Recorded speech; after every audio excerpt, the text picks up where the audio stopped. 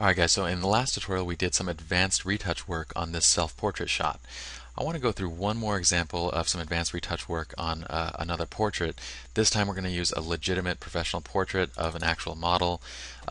This is one of our models. She's amazingly beautiful, so she's not going to need nearly as much work as we need in the last photo.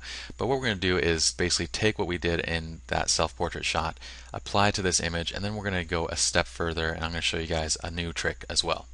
So let's get started. I'm going to jump in the Develop module. I'm going to hit F twice to go to expand to full screen mode so we can see the picture a little better, and I'm actually going to shrink this top panel too so it expands a little more. Alright, so let's get started by zooming in. We're going to select our spot removal tool. Again, we want to make sure that the heal brush selected and also our opacity is 100%. We're just going to heal out any areas that we think might be a little problematic. Obviously she doesn't have much, so I mean her face is pretty much flawless except for just a few little tiny blemishes that we can correct. If you want, you can also correct down here. There's a little blemish on her chest. We can remove that. But really, I mean, we could leave this as is and it wouldn't really need anything at all. So, but we'll do just a little bit. Alright, that's great. Next, let's go to our softening brush. Just like we did in the last tutorial, I'm going to select my soften brush. We've already selected the preset skin softener. We've already made the preset. So all I got to do is select that skin softening preset. It's -50 clarity, -50 sharpness, and we're going to paint it in over the skin. And again, I'm not too worried about covering areas that I don't want covered right now, because we're going to kind of paint everything that we don't want covered out in just a second by erasing it. So we're just going to paint in over here. I'm going to paint over all of her skin right here. So you'll notice that we didn't actually do this in the last shot because it was a very close-up portrait. So usually in these kind of wider shots, I'm actually softening up all of their skin as well. So let's look at our masking area. We have a little bit over here that we can kind of continue to mask. Alright, and that should be good. Now let's kind of clean up the edges. So we're going to hold down Alt, and I'm just going to refine it a little bit by just kind of dragging over the hair and making sure that areas that I don't want to be softened aren't softened. I'm going to go over the top of her dress. I'm going to shrink the brush a little bit with my mouse wheel and then go over the strap right here on her dress. And then we're going to go the left side of her face, or the left side of her hair rather. And then I'm going to zoom in and I'm going to uncover the necklace. So I'm going to shrink down the brush pretty small for this chain right here. And then we're just going to scroll down a little bit and kind of increase the brush size as we get to these larger components. And for the most part, I mean, this area is already softened quite a bit, so if we're revealing a little bit of the skin underneath, it's fine. It's not going to be that noticeable. And we're good.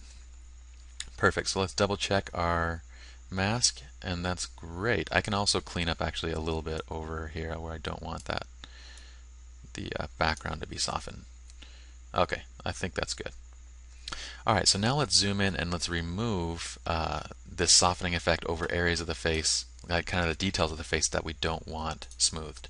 So we don't want this strand of hair. Hair kind of looks strange when it's softened. So we're going to remove, and I want to be careful to kind of shrink the brush so that I'm not getting the skin in between on her forehead, because that will be noticeable.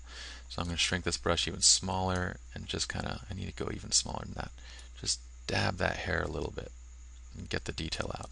And then I can kind of bring back some of that softening effect over the side where the skin is getting kind of showing through a little bit. That's great. We're going to now subtract it over the eyes. I don't want the eyes covered at all. I want eyes to be very sharp.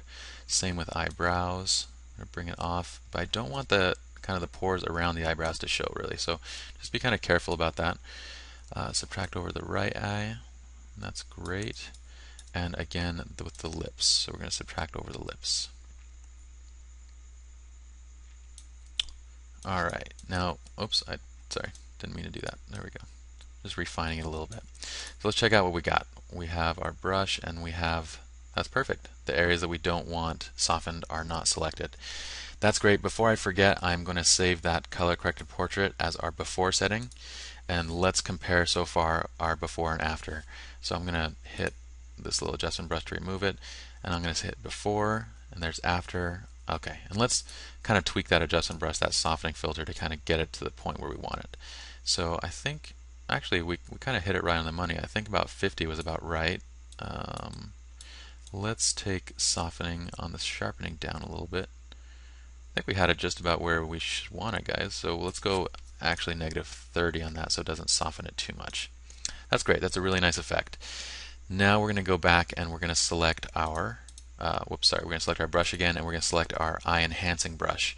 Let's jump right in. Let's start getting the eye detail back. So this is really for the actual eye itself and not for the eyelashes. So I'm going to subtract this off the eyelashes because we're going to be brightening it up. So I don't want to brighten up the eyelashes.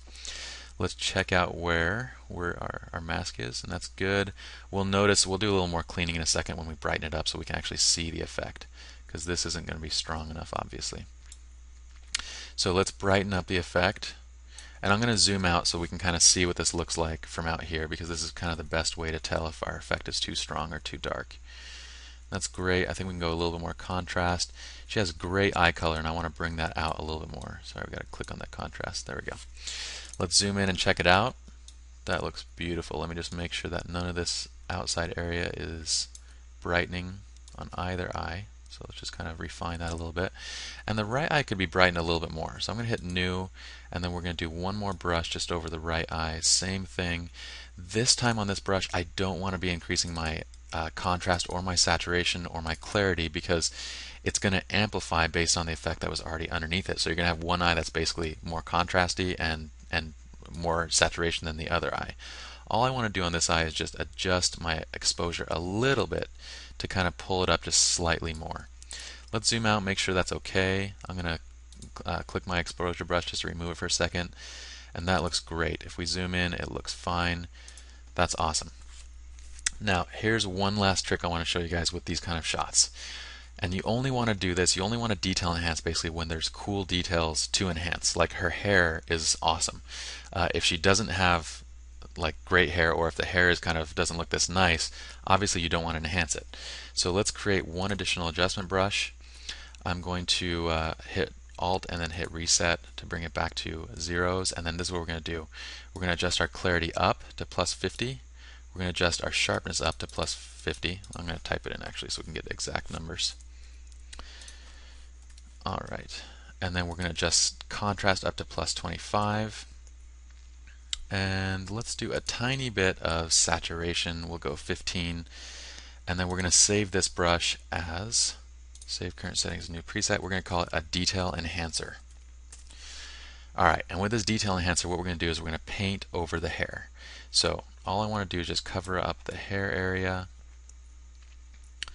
and then we're going to tweak the settings so that we can kind of get the right adjustments on here, the right strength basically, after we get this painted all in. I don't want to go over that strand in the middle of her hair because it's going to be in the middle of her face, because it's going to be difficult to kind of get it right on. But if you guys want to, you can. Let's check out the mask, see what areas we need to kind of touch up. I think I can remove a little bit over here from the sky just so we're not kind of hitting the sky too much. Okay, that's great. Now we're just going to increase the effect a tiny bit. I'm going to add a little bit of additional contrast.